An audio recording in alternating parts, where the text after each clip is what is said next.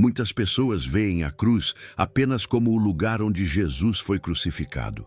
Mas há um segredo que poucos percebem. Ali não foi apenas o corpo que morreu.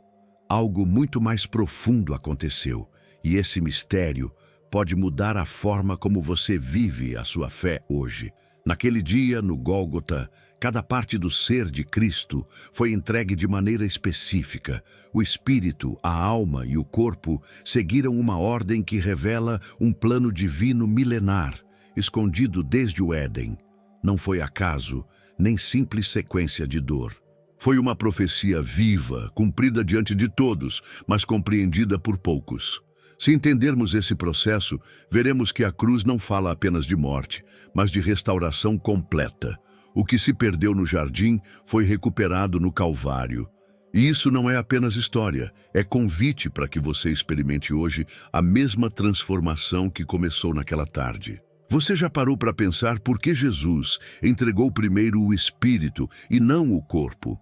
Ou por que gritou palavras que pareciam desespero, mas escondiam redenção? Cada detalhe da crucificação guarda um significado oculto que conecta o início e o fim, o Éden e a eternidade. O que vamos revelar agora não é o que se costuma ouvir nos sermões mais comuns. É um mergulho nas camadas invisíveis da cruz, um olhar que vai além do sangue e da madeira para alcançar o coração do propósito eterno de Deus. O ar estava pesado naquela tarde.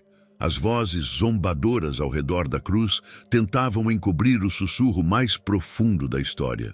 Pai, nas tuas mãos entrego o meu espírito. Não foi um gemido de fraqueza, mas um ato deliberado. Jesus não esperou que o corpo cedesse para então soltar a vida. Ele decidiu, do íntimo, entregar aquilo que ninguém poderia arrancar, o seu espírito. Era como se dissesse ao mundo e ao inferno: meu corpo pode ser ferido, mas meu espírito só se rende ao Pai. A morte começou de dentro para fora. Primeiro o espírito foi entregue, como uma chave sagrada devolvida ao dono. Depois, a alma mergulhou em agonia, sentindo o peso que nunca lhe pertenceu. Por fim, o corpo, já sem o sopro, se curvou diante da eternidade. Essa ordem não foi casual.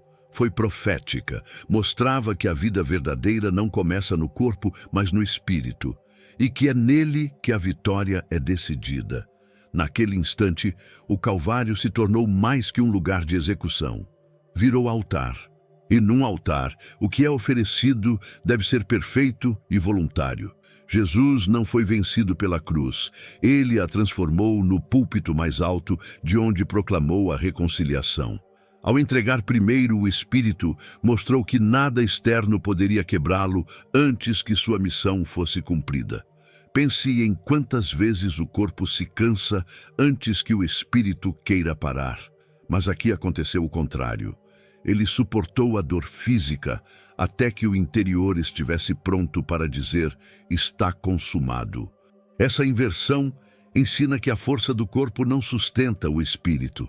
É o Espírito que sustenta o corpo, mesmo quando a carne está rasgada e a respiração falha. Se o Espírito de Cristo foi entregue voluntariamente, o nosso também pode ser. Não à morte, mas ao cuidado de Deus. Muitas vezes, as lutas da vida tentam nos quebrar de fora para dentro, começando pelo corpo, desgastando a mente, até atingir a fé. Mas no Calvário, ele mostrou que é possível resistir ao contrário, guardar o espírito até o último segundo e entregá-lo intacto ao Pai. Essa cena nos chama a viver de dentro para fora, a alimentar o espírito com a palavra, a oração, a comunhão com Deus, de forma que quando o vento forte vier, não sejamos derrubados por fora, mas permaneçamos firmes por dentro. Assim, mesmo que o corpo fraqueje, o interior estará seguro nas mãos que seguraram a eternidade naquela tarde. Mas há algo ainda mais profundo. Por que Jesus faria isso, sabendo que o corpo ainda estava vivo? Talvez a resposta esteja naquilo que viria em seguida. O momento em que a alma, e não o corpo, soltaria um grito que atravessaria séculos. O sol, Ainda queimava sobre o Gólgota quando a alma de Cristo, já sem o abrigo do Espírito, deixou escapar o grito mais humano de toda a Bíblia. Por que me desamparaste? Era o eco do deserto que Adão abriu no Éden. Um clamor que não brotou apenas dos lábios, mas do abismo da alma, sentindo a distância que o pecado cria. Não era falta de amor do Pai, mas a permissão para que o Filho experimentasse a solidão que nós conhecemos tão bem. Quem já passou noites inteiras tentando orar e só encontrou silêncio, entende um pouco desse momento. Ali, Jesus provava o gosto amargo da separação, que não era sua, mas nossa. Ele carregava no peito o vazio de gerações, o peso de culpas que não cometeu. O Pai não o havia abandonado, mas suspendeu a comunhão para que o Cordeiro sentisse plenamente o que significa estar longe da luz. É como quando um pai segura a respiração para ver se o filho consegue atravessar sozinho a correnteza. Não é ausência por desinteresse, mas um espaço de prova. E na alma de Cristo, essa prova se transformou em dor aguda. Dor que não se vê no corpo, mas corrói por dentro. Uma dor que fez dele não apenas o Salvador, mas o irmão que sabe o que significa sentir-se sozinho. Essa frase, gravada no ar, não foi um tropeço na fé, mas a revelação da profundidade do sacrifício. Ele não veio apenas para sangrar por nós, veio para sentir o que sentimos. E ao sentir, redimir. O seu grito é um espelho. Quantas vezes no momento mais escuro acreditamos que Deus nos deixou, quando na verdade Ele está conduzindo a história para um fim maior. Na vida real, esse sentimento aparece quando a oração parece não passar do teto, quando a resposta não chega, quando a fé parece frágil. Mas assim como na cruz, o silêncio não significa abandono. Muitas vezes é no silêncio que a obra mais profunda é feita, porque Ele está permitindo que o espírito se fortaleça e aprenda a confiar mesmo sem sentir. Cristo nos mostrou que a alma, por mais ferida, pode atravessar o desamparo aparente e ainda se segurar na promessa. Seu grito não foi o ponto final, mas a vírgula antes da maior vitória. Ele provou que é possível atravessar a noite mais escura sem perder o destino. E talvez seja justamente aqui que começamos a entender as 3 mortes da cruz. Você já se sentiu perdido, desconectado de quem realmente é? E sem saber qual o plano de Deus para a sua vida? A verdade é que você não está aqui por acaso. Deus tem um propósito para você, e eu quero te ajudar a descobri-lo. Por isso, criei 3 e-books que vão transformar sua jornada com Deus. Clique no link no comentário fixado e comece sua transformação agora. Na colina sagrada, 3 mortes aconteceram diante de olhos que só viam uma. O corpo, pregado e sangrando, era o que todos podiam notar. Mas havia algo invisível, mais profundo, acontecendo ao mesmo tempo. A alma clamava. O espírito se entregava. Era como se cada parte do ser de Cristo fosse rachada para que cada parte do nosso pudesse ser restaurada. O corpo foi o primeiro a chamar a atenção, ferido, exausto, transpassado. Ele levou no corpo as chagas que curam nossas doenças e feridas visíveis. A alma, porém, recebeu golpes que não sangram aos olhos humanos. O abandono, a angústia, o peso da culpa alheia. E o espírito, o mais íntimo, foi colocado nas mãos do Pai para abrir um caminho eterno que nem a morte poderia fechar. É como se Jesus tivesse entrado em cada dimensão da existência humana. No corpo, Ele nos alcançou quando sofremos na carne. Na alma, nos tocou quando sentimos dor emocional ou perda. No espírito, restaurou aquilo que nem nós entendemos direito, mas que é a essência da vida eterna. Ele não morreu apenas uma vez. Morreu em todas as camadas que o pecado havia corrompido. Na vida prática, isso nos lembra que nossas dores também têm níveis. Há o que afeta o corpo, o que dilacera a alma e o que abala o espírito. Cristo venceu em todos, para que possamos encontrar cura em todos. O médico pode cuidar do corpo, um amigo pode consolar a alma, mas só o Salvador pode ressuscitar o espírito. A cruz, então, não é só um símbolo de sofrimento. É o mapa de uma restauração completa. Quando a olhamos, devemos ver mais que madeira e pregos. Devemos enxergar a vitória que entra em cada canto da nossa existência. Se ele atravessou as 3 mortes, também pode nos conduzir pelas 3 ressurreições. E se a história parasse aqui, já seria grandiosa. Mas o Calvário ainda guardava mais revelações. Isaías havia anunciado algo que só poderia ser entendido à luz do que aconteceu com a alma do Messias. Gostou do conteúdo e ele fez diferença para você? Clique no Valeu Demais e apoie nosso trabalho. O corpo de Cristo estava exposto, visível para todos, ferido, desfigurado, pregado. Mas o que esmagava sua alma, ninguém via. Isaías já havia anunciado séculos antes. Ele verá o fruto do trabalho da sua alma e ficará satisfeito. A maior dor do Messias não foi a das chagas abertas, mas a de carregar culpas que nunca cometeu. Foi o peso invisível que mais o feriu. Imagine alguém condenado injustamente e ainda obrigado a assumir o débito de outros. Essa era a carga da alma de Jesus. Não bastava o sofrimento físico, ele suportou a transferência de toda a acusação, vergonha e condenação que estavam sobre nós. A alma, que é o centro das emoções, sentiu como se todas as vozes de condenação ecoassem ao mesmo tempo dentro dele. Essa dor invisível é a que muitos conhecem bem. O sorriso no rosto não esconde o peso no peito. É quando a ferida está no lugar onde ninguém pode tocar, a não ser Deus. E ali, no Calvário, a alma do Salvador foi esmagada por um peso que nenhum humano conseguiria suportar, para que a nossa pudesse respirar de novo. Isaías 53 não descreve apenas um sofrimento físico, mas uma obra silenciosa no coração de Cristo. Ele carregou as nossas dores. Dores que nem sempre têm forma ou ferida visível.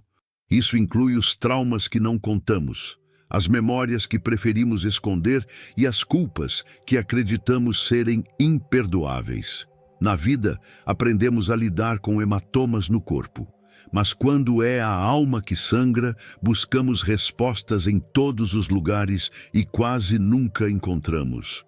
No Calvário, o Filho mostrou que conhece essa dor e que é capaz de redimir até o que foi esmagado no invisível. Não há solidão que ele não tenha atravessado. E é justamente dessa vitória na alma que nasce a próxima cena da cruz. Algo físico, palpável, mas que carrega um significado espiritual que nenhum homem poderia criar. O véu rasgado de alto a baixo. O templo estava distante do Gólgota, mas no instante em que Jesus entregou o Espírito, o véu do Santo dos Santos se rasgou de alto a baixo. Não foi obra de mãos humanas. O tecido grosso, que separava o lugar mais sagrado do restante, se abriu como se o próprio céu tivesse descido à terra. Era um sinal visível de uma vitória invisível. O espírito humano podia voltar a ter comunhão direta com o Pai. Nenhum esforço do corpo, nenhuma emoção da alma poderia atravessar aquela barreira. Só um espírito perfeito, entregue voluntariamente, poderia abrir essa porta. O rasgo no véu era como uma chave girando, não para permitir que Deus saísse, mas para permitir que nós entrássemos. E essa entrada não seria mais restrita a sacerdotes ou rituais.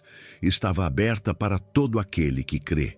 É como se o Pai dissesse: agora não há mais distância entre nós. Aquilo que a queda no Éden havia fechado, a cruz reabriu. E isso não aconteceu apenas na dimensão espiritual. O símbolo físico no templo serviu como testemunho eterno para todos que estivessem dispostos a ver. Na vida prática, isso significa que não precisamos de intermediários para falar com Deus. Não é a eloquência da oração ou a perfeição do comportamento que nos dá acesso, mas o sangue do Cordeiro e a entrega do seu Espírito. Quando oramos, entramos espiritualmente no Santo dos Santos, onde o Pai nos recebe como filhos. O véu rasgado também é um convite para vivermos sem máscaras diante de Deus. Já que o acesso está aberto, não faz sentido tentar esconder o que Ele já conhece. Podemos nos aproximar com nossas dores, dúvidas e até com a fé vacilante, certos de que fomos autorizados a chegar mais perto do trono. Mas se a reconexão espiritual foi conquistada, por que o céu permaneceu em silêncio enquanto tudo isso acontecia? A resposta talvez esteja na cena seguinte. O silêncio do céu naquele momento não era abandono, era aliança sendo selada no espírito. Nenhum anjo desceu para aliviar a dor. Nenhuma voz audível quebrou o ar pesado do Calvário. Era como se todo o céu contivesse a respiração, aguardando o instante exato em que a obra estaria completa. Esse silêncio não era vazio, era o som da eternidade em suspense. Em outras passagens bíblicas, vemos anjos acudindo profetas, libertando prisioneiros, fortalecendo guerreiros. Mas ali, no Gólgota, não houve intervenção. O filho não precisava de resgate, mas de cumprir até o último detalhe da missão. Qualquer auxílio celeste teria interrompido o ato que nos reconectaria ao Pai. O silêncio, portanto, foi a maior prova de confiança entre o Pai e o Filho. É como quando alguém assina um pacto importante e a sala fica em silêncio até que a última linha seja escrita. O momento é tão sagrado que até o som mais leve pareceria invasivo. No Calvário, o silêncio marcava o selo da nova aliança, gravada não em pedra, mas no próprio espírito do Redentor. Para nós, esse silêncio é lição. Muitas vezes pedimos que Deus fale, que envie sinais, que faça barulho no meio da tempestade.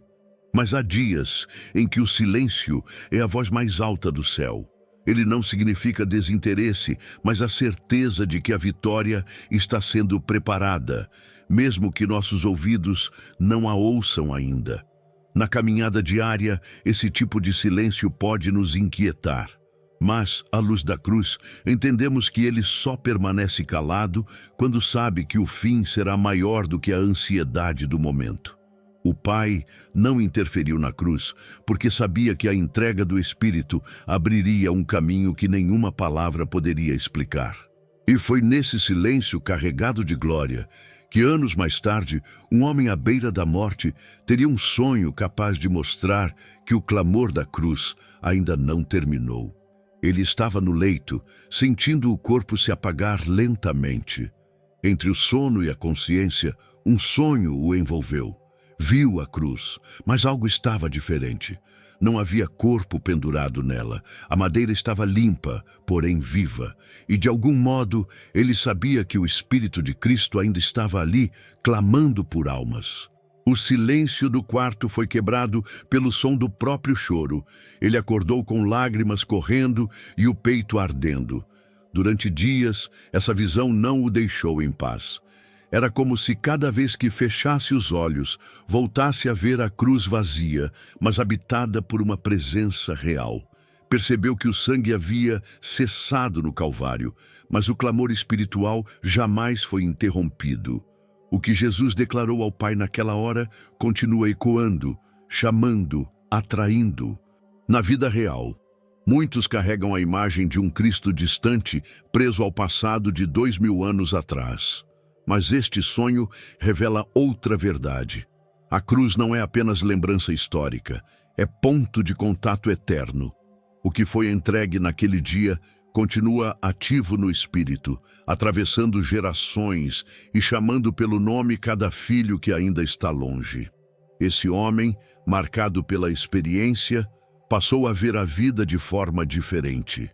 Entendeu que, mesmo no limite entre este mundo e o próximo, ainda existe tempo para responder ao chamado. O Espírito que se entregou na cruz é o mesmo que hoje se move, buscando restaurar, reconciliar e salvar. O detalhe mais forte da visão não foi a ausência do corpo, mas a presença palpável de algo invisível. Era como se o próprio céu estivesse lembrando que a cruz, uma vez levantada, jamais seria esvaziada de poder. Não importa quão tarde pareça, o clamor ainda é vivo. E essa revelação nos leva ao último e mais profundo significado: a cruz como inversão definitiva do que aconteceu no Éden. No Éden, a serpente feriu a alma e silenciou o espírito humano. Foi ali que a comunhão direta com o Criador se rompeu, e o homem passou a viver com o corpo ativo, a alma inquieta e o espírito adormecido. No Calvário, aconteceu a inversão. Cristo feriu a morte e reacendeu o espírito, restaurando o que havia sido perdido na primeira queda. Adão e Eva provaram do fruto e, naquele instante, algo dentro deles se apagou. Na cruz, Jesus provou o cálice da ira e, ao fazê-lo, acendeu a chama que o pecado havia sufocado. O que no Éden foi uma perda silenciosa, no Gólgota foi uma vitória sonora. Até o véu rasgado proclamou que o caminho estava reaberto. Essa inversão é mais que um conceito teológico, é uma realidade prática. A cada vez que alguém entrega o Espírito ao Pai, como Cristo fez, a ordem original se restabelece. O corpo continua frágil, a alma ainda enfrenta lutas, mas o espírito passa a viver novamente, conectado à fonte. E quando o espírito vive, tudo o mais encontra seu lugar. Na experiência humana, percebemos isso quando algo muda por dentro antes que qualquer circunstância mude por fora. É a paz que surge em meio à tempestade, a esperança que brota em pleno deserto, a força que aparece quando o corpo já não tem mais forças. É o Éden começando a florescer dentro de um coração resgatado. No Éden, o homem escondeu-se de Deus. Na cruz, Deus se expôs ao homem despido e vulnerável para que não houvesse mais barreiras. A serpente havia sussurrado mentira, mas no Calvário, a verdade gritou vitória. E assim, o que começou com afastamento termina com reconciliação, para todos que quiserem receber. E talvez, ao olhar para a cruz com esses olhos, percebamos que ela não é apenas o fim de uma história, mas o recomeço de todas. O que vimos na cruz não foi apenas o sofrimento de um homem inocente, mas a entrega completa de corpo, alma e espírito para restaurar tudo o que foi perdido desde o Éden. Cada ferida, cada silêncio, cada palavra tinha um propósito: abrir um caminho para que a vida de Deus voltasse a habitar em nós. E agora, a pergunta é: o que você vai fazer com essa revelação? Vai olhar para a cruz como um evento distante ou vai responder ao chamado vivo que ainda ecoa desde aquele dia? O Espírito de Cristo continua buscando os que desejam voltar para o Pai. E esse convite é para você. Se Ele morreu em todas as dimensões para que você vivesse plenamente, não faz sentido continuar vivendo apenas pela metade. Hoje você pode entregar ao Senhor aquilo que ainda está preso: feridas do corpo, traumas da alma, distâncias do espírito. E assim como no Calvário, a restauração começará de dentro para fora. A decisão é sua. O céu já abriu o acesso, o véu já foi rasgado e o preço já foi pago. Agora é hora de se aproximar, de receber, de viver. Não porque você mereça, mas porque Ele decidiu amar até o fim. Se esta mensagem falou ao seu coração, inscreva-se no canal e ative as notificações. Há muito mais que Deus quer revelar, e cada novo conteúdo pode ser a peça que falta para completar o que Ele está fazendo na sua vida.